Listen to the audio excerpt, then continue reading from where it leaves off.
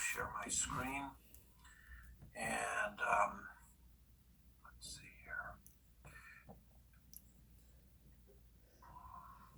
So we're going to pick up today where we left off last week.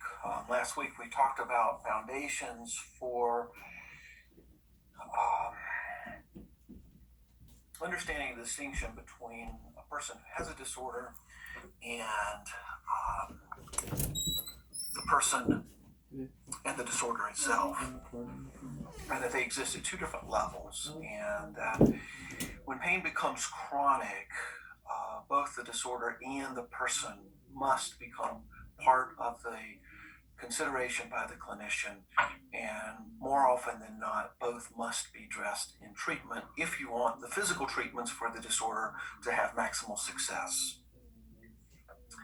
And it is that failure to consider the importance of the person, plus the idea of doing one treatment at a time, and if the first physical treatment doesn't work, well, we'll escalate to the next one, and so on.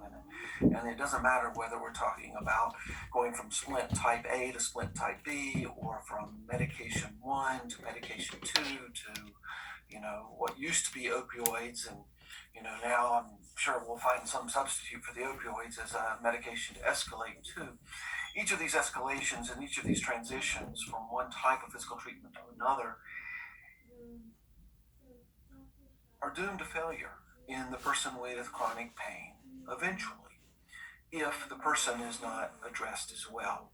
And if the person is addressed, then the kinds of physical treatments that would be indicated can be implemented in a much more straightforward, predictable manner, and without the same kind of escalation that we find when the person is ignored. And I say that to you from 30 years of my own experience in this field, and from being very active in the field in the research world as well. And it is very common to hear dental practitioners, for example, and we can find the same thing in medicine, so this is not unique to dentistry. You can find the same thing there. It's not uncommon to hear dental practitioners focus on one type of procedure after another, and other kinds of practitioners talking about an integration of physical therapy and medication and sleep management and behavioral management.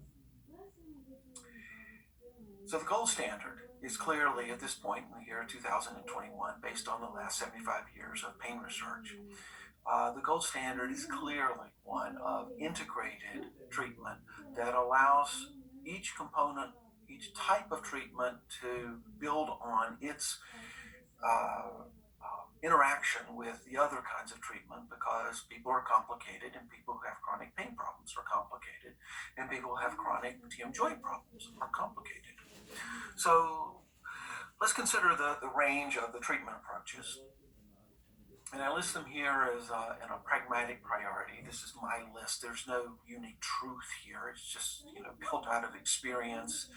And as I note in the footnote, evidence, logistics, cost, what's reimbursable, which is largely as much political as it is evidence-based, often more political than evidence-based. But anyway, and in terms of accessibility, and behavioral therapies in the dental office is really the target of where we have to go, in part because there are a lot more dentists than there are any of the other practitioners listed on this list, or the settings listed on this list, and in part because integrated care is something that a dentist can uniquely provide. Plus, a dentist has a certain amount of credibility with a patient because, well, not being a mental health practitioner, there's no stigma associated with receiving behavioral therapy from a dentist, as there might be if you refer the patient to cardiac behavioral therapy, which is something that we have to consider as well. And that aspect of stigma associated with mental health care is something that we have to directly deal with. Now, I'm both dentist and psychologist, licensed in both fields, and I don't have any difficulty referring a patient from the one hat that I wear to the other hat that I wear, at least in my mind. But with the patient, There may well be, and there may well still be a stigma. Oh, I don't want to see you as a psychologist, a patient might say. And so I still have to bridge that gap. And of course, I try to bridge it from both directions, since wearing both hats, that's possible, but it doesn't necessarily make it any easier, because at the end of the day, it is the patient's explanatory model for how they understand themselves as a person with pain and what that complexity might represent that serves as the barrier. And so we'll talk about how you make referrals later. Psychotropic medications can be extremely beneficial for people with pain problems. The challenge is finding practitioners who understand the psychotropic medications sufficiently well for their use in pain. Structured cognitive behavioral treatment programs are something that many academic settings have developed over the years, and they are incredibly wonderful because they aim at that integration of care that I was referring to earlier. However, finding these is very difficult, in large part because insurance does not want to reimburse this type of care. Let me go back up 2 lines to cognitive behavioral therapy. That is something for pain. That is something that most any psychologist probably, or contemporarily trained psychologists and some social workers and some psychiatrists have training to do for pain. But cognitive behavioral therapy in general is not the same as cognitive behavioral therapy for pain. And so in terms of thinking about who would provide that kind of care, the cognitive behavioral therapy for pain, which is about skills acquisition relevant to the issues that pain creates in a person, is a different kind of cognitive behavioral therapy. And if a psychologist does not understand pain well, or if a psychologist or mental health practitioner of any sort, if they don't understand the role of the physical disorder, for which, we as a dentist might, would have a diagnosis for, if the mental health practitioner does not understand the physical disorder and its role as input into ongoing behavioral patterns by the person, simply trying to treat the behavior alone without considering the role of the disorder as input is typically superficial and doesn't adequately address the issues. Now, you as a dentist making the referral can provide, or potentially provide, that side of the equation so that between you and a mental health practitioner, you can get a unified form of treatment if, in fact, that second level is required. And then similarly for psychotropic medications, how you make the referral and what you expect from the practitioner is going to be very much driven by your understanding of the person and their pain disorder. I'll skip now down to psychotherapy. We're moving down the list in terms of the pragmatic priority. Psychotherapy is great for people who have persistent stress issues or relational issues or functional issues impacting on their pain problem and which exist independent of the pain problem. Psychotherapy, straightforwardly, for pain as the priority, tends to not be that successful. Revert back to the cognitive behavioral therapy up above. It's about skills acquisition. And general psychotherapy is not so much about skills acquisition, but more so about just how to live better, more functionally. Hypnosis can be profoundly helpful for very, very complex pain problems. And there's huge literature on this, but it's almost all uncontrolled literature just because doing that type of research with hypnosis is very, very challenging. But hypnosis has to have very realistic expectations, and for it to be successful, it has to be grounded in very strong consideration for all the treatments listed above it for why hypnosis needs to be either pursued instead of or in addition to. Psychiatric management. Now we're talking about very major psychiatric disorders such as major depression, major anxiety disorder, personality disorders, etc. And and again, just like for psychotherapy, those disorders need to exist in their own right. That meaning not only perhaps related to the person's pain problem, but also existing independent of the pain problem. If psychiatric management is going to be consider, if you're going to have a realistic expectation for why psychiatric management for this particular person with pain. And psychiatric management is not, let me repeat, it is not because the person is crazy. And that is usually the first stigma relevant concern or thought that a patient may have. Oh, you want to send me to a psychiatrist, that means you think I'm crazy and that my pain is not real. And so it is, one of the mantras that we have in the pain world is all pain is real until you have sufficient evidence to prove that it is in fact delusional. And delusional pain occurs very rarely. What we think of as pain that's difficult to understand is just simply because the findings at the body level don't match the person's complaint, but that does not change, the reality of the pain, which is then going to be driven by the brain when pain becomes chronic. And then finally, at the lowest priority here on the pragmatic sense is the pain clinic program, which is typically a residential type thing where a person may live there for 4 weeks, 6 weeks in order to completely restructure their behavior, etc. Those programs can be powerfully effective. The problem is that they are almost all now non-existent, and because health insurance just did not want to pay the price tag. And then we get back into the politics of what healthcare insurance is willing to reimburse versus not reimburse. So for a number of years, we, along with many other investigators in the United States, pursued this project called OPERA. And what I'm showing you here is just the scheme of what our research model was based on, just to give you a feel for the complexity of what we were looking at. And this is the service background for what's coming up next. And, we were looking at the genetics, we were looking at two major concepts of high psychological distress, each influenced by a number of different individual factors, and then the other one of pain amplification, something that the brain does when as pain emerges and it becomes persistent. And how those two major factors interacted and then led to a spectrum of disorder from subclinical signs to a transient complex persistent pain condition, which would include TMD, and then finally to persistent or chronic pain. This is a very long project. We spent 7 years in the first phase, 5 years in the second phase. From the first phase, which was aimed at identifying etiology of TMD, what causes TMD? And I'm putting this slide in this lecture, not in the prior one, because this is going to lead now into where we want to try to go with treatment. But the right-hand side of the slide has direct text. I'm not going to read that. The left-hand side has the simple summary of what our text said.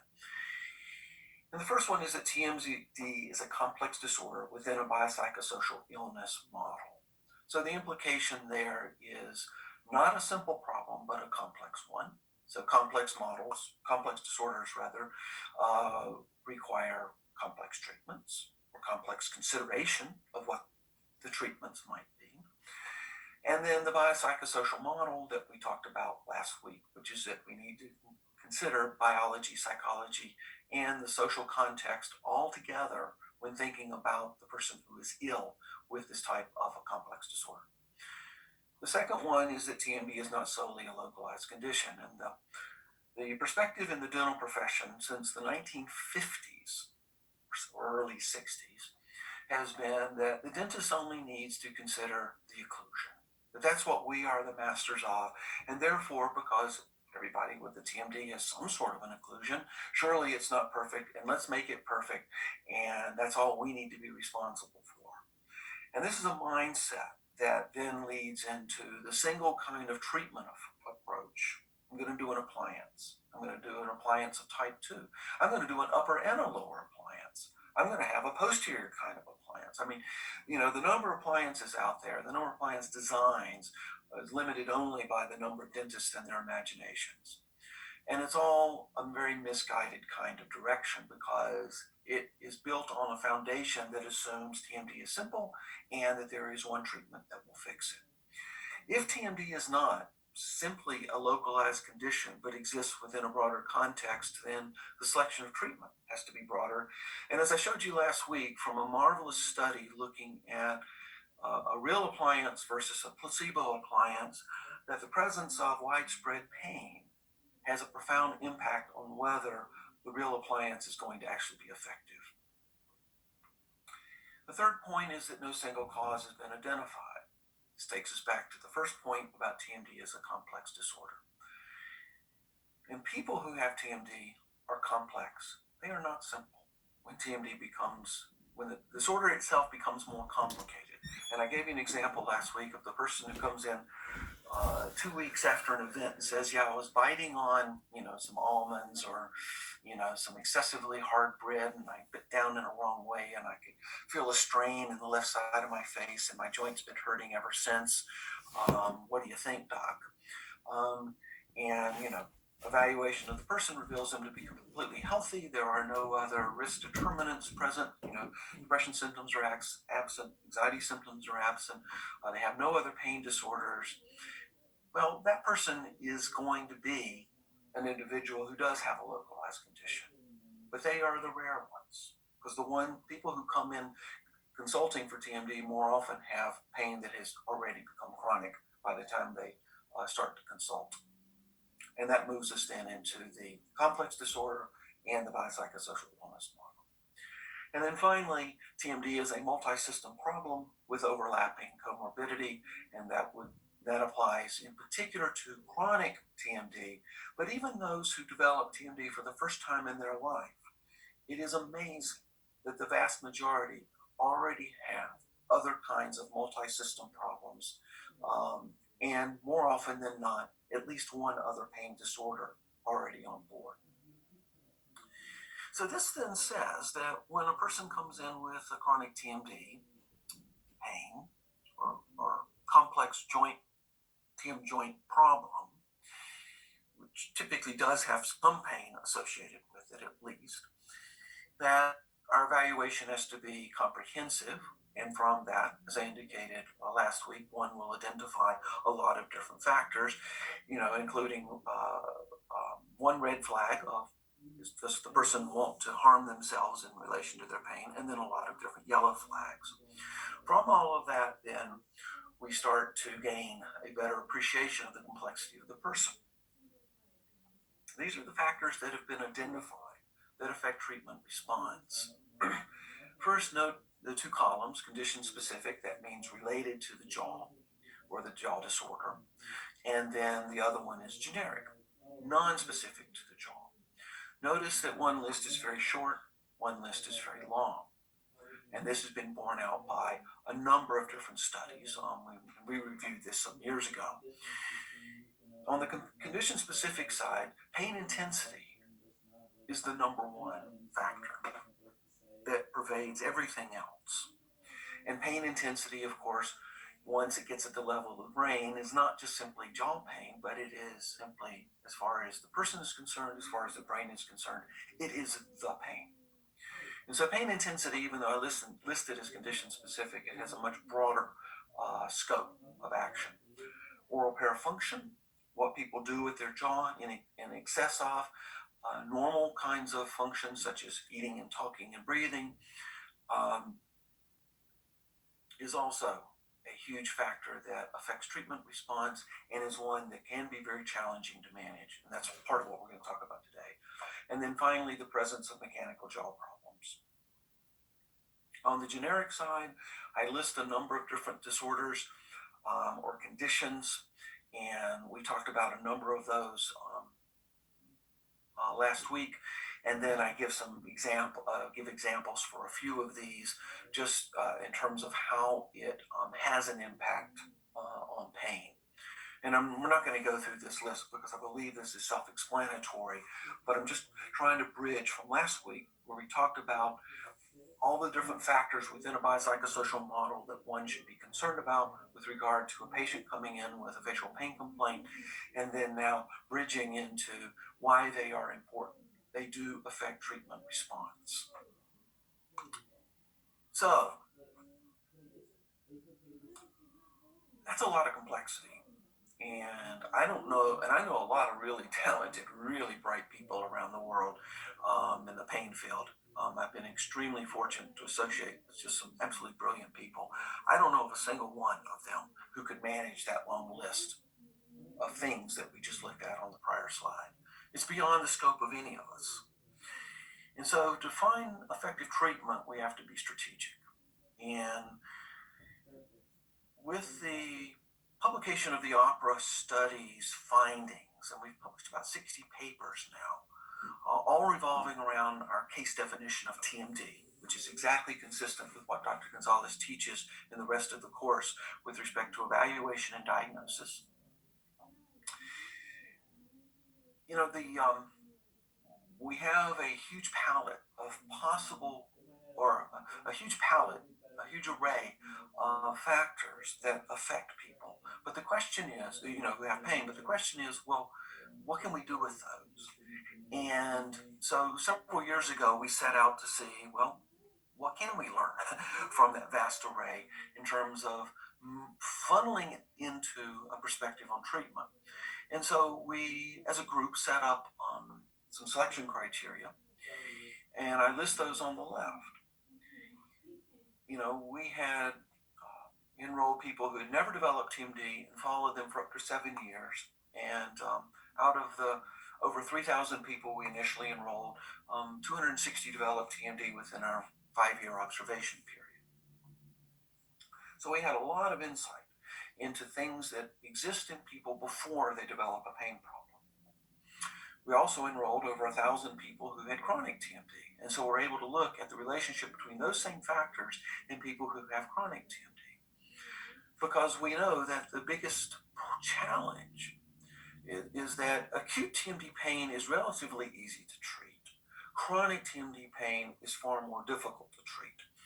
And so we wanted to be mindful of factors that are probably related to that transition, because we know that a certain proportion of people who develop an acute pain problem will become chronic.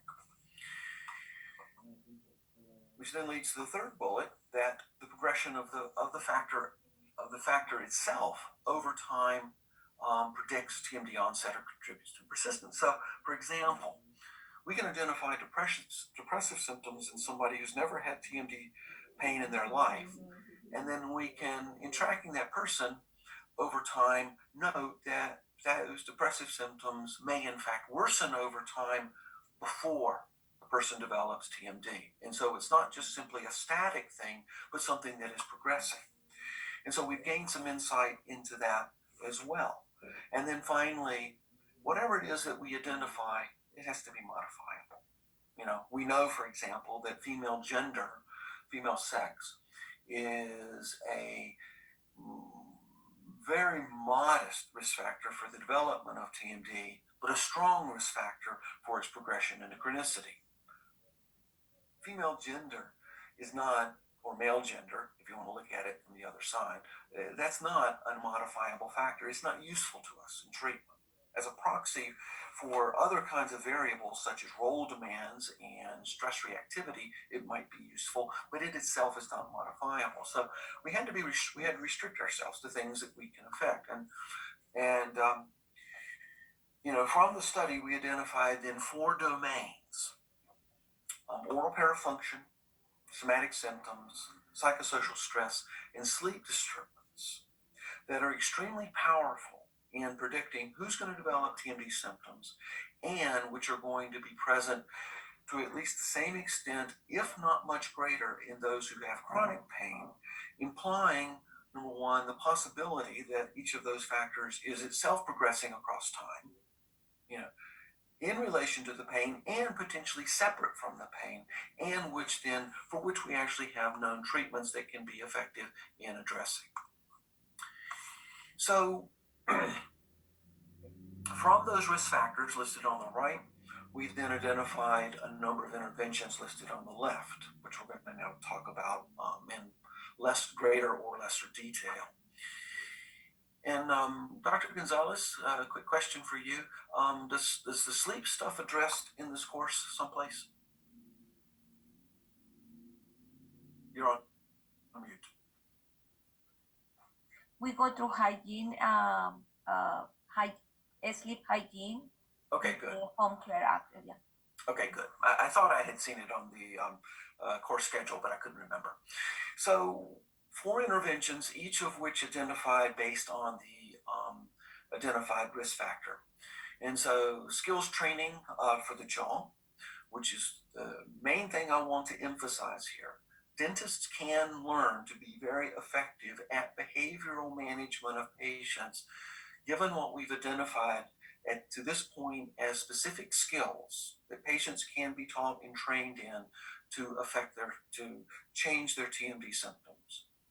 Relaxation skills are also something a dentist or a dental hygienist in particular can implement at least to a beginning level. Cognitive reappraisal is mostly outside the range of what a dentist is going to do. Cognitive reappraisal light, however, is something that a dental hygienist could be trained to work with patients on. And then finally, sleep hygiene training is something that dentists, if they're going to be at all involved in sleep disorders, which many of you probably know is a big growth area, for dentistry. Well, sleep hygiene is part of sleep management, and the research indicates it's incredibly powerful. So part of the emphasis here is that there's 4 individual risk factors that we have identified that are modifiable, that are associated with the acute onset of TMD, which transition across time or which tend to progress across time, and from what we can tell are associated with transition into chronic pain. And then when pain becomes chronic, an interactive relationship begins, a reciprocal relationship begins between chronic pain and each of these risk factors, each worsening the other. So, TMD-specific skills training. I think I've got 8 components listed on these 2 slides. And starting in the upper left, patient education. An emerging literature in all of pain regarding the importance of educating patients into the basic things of understanding what a diagnosis means, what the prognosis is.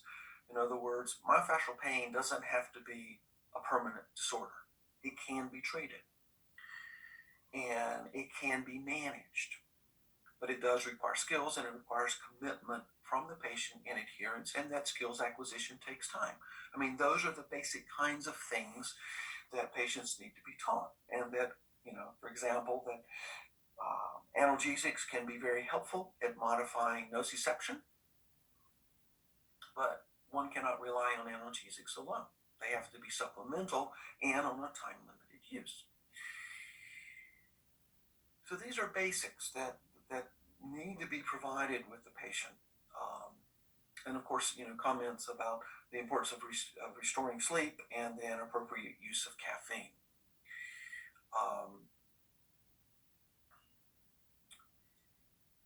The second one is self-exercise therapy. And we emphasize self-exercise therapy here as distinct from physical therapy. In other words, in developing this program for self-management of TMD-specific skills, what we did was we very critically created a line that separated what a dentist would do in the office that is very much training based for the patient to develop skills, as opposed to what someone else would do to the body, say a physical therapist with manual training and joint mobilization, both of which can be extremely important.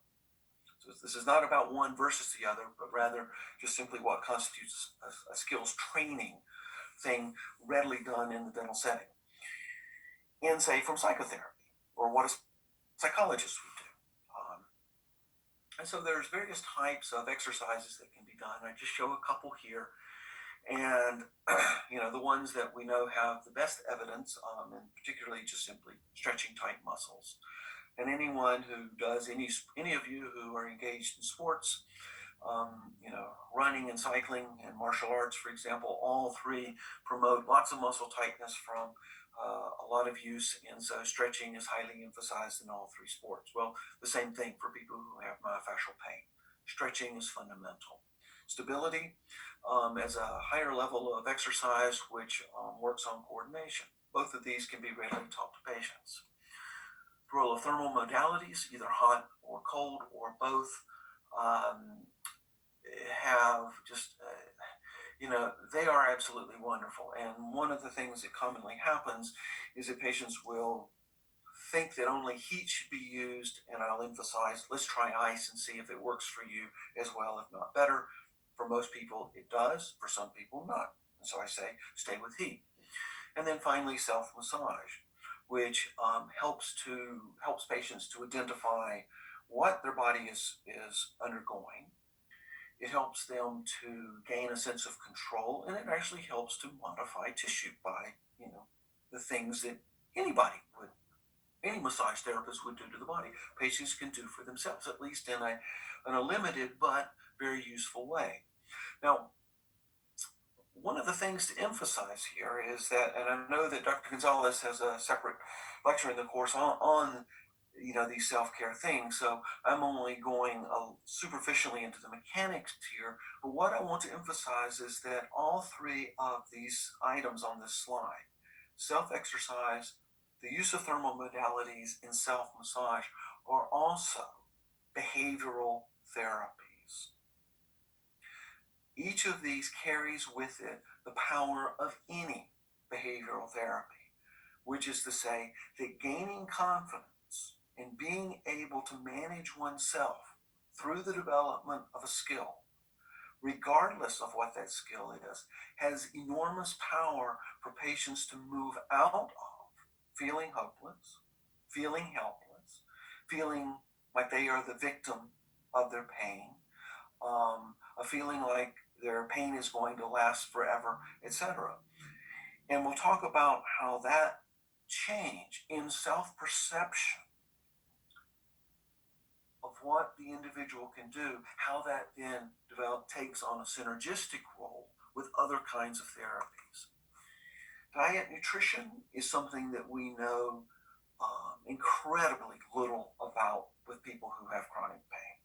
What we do know is that people with chronic pain typically revert to easy to chew foods, which often are perhaps not a balanced diet, mashed potatoes and applesauce, for example. And the impact that imbalanced diet has on persistent pain is an area of great interest and speculation. Nutritional research is incredibly difficult to conduct, and we really don't know very much.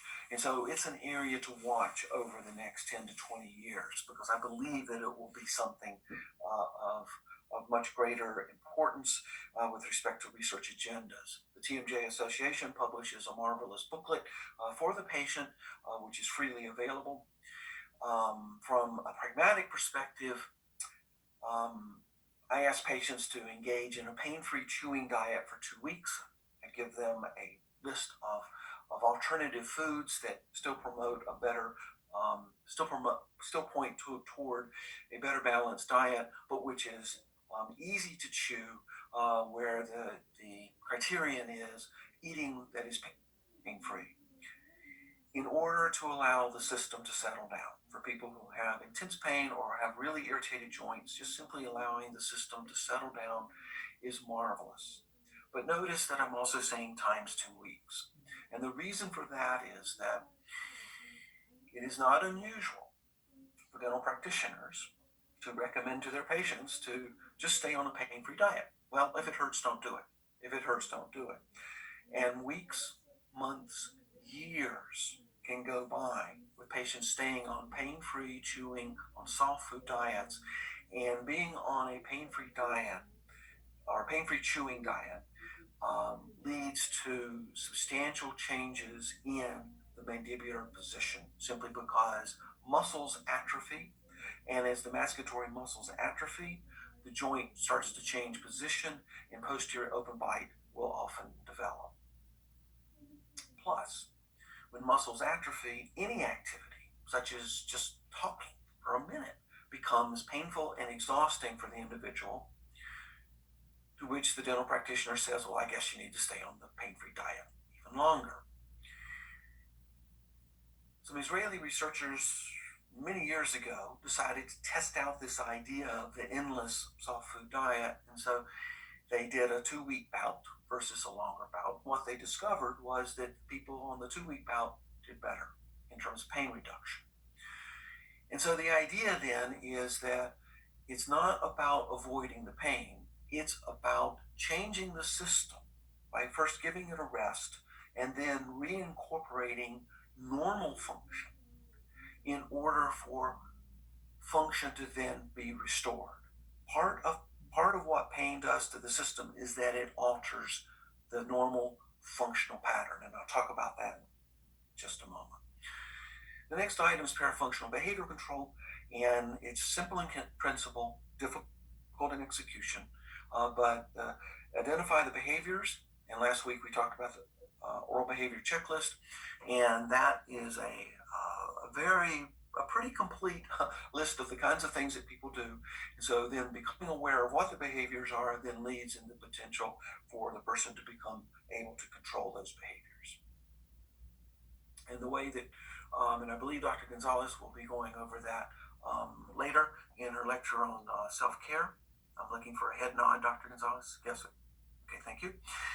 So I won't belabor the point on that at the moment. But again, just as I talked about with the other treatments of stretching, of use of thermal modalities, and use of self-massage, parafunctional behavioral control is another one of those very, very core kind of skill acquisitions that again gives the person control over what's happening with their body. And then further, parafunctional behavior control, when it's done well, also promotes insight in the individual regarding these moment-to-moment, day-to-day, week-to-week patterns that have kept them stuck in pain. Because, as I mentioned, this is one of the key factors that we identified as a target for treatment, and which is modifiable. But parafunctional behavior control, notice it's only one of 8 items in this self-management thing, because parafunctional behavior control does not exist by itself. It is synergistic with all of the other behaviors or all the other modalities of care that I'm talking about on the prior slide and this slide. They all go together. Trying to do behavioral, trying to manage as a clinician parafunctional behavioral control without good stretching skills training, for example, makes it incredibly difficult because the two are synergistic. Each informs the person about proprioception and control of their muscle tissues. The next one is yawn control, and which is based on the simple principle that a yawn is a very fast reflex action that results in extensive stretch of the muscle and ballistic movement of the TM joint. And more often than not, people with TM joint problems or painful TMDs will say, yeah, yawning makes my pain worse. And so what patients will develop is an internal strategy for how to control the yawn by suppressing the yawn through co-activation of the jaw closing muscles. So the brain is telling the jaw to open because a yawn has been, the yawn circuit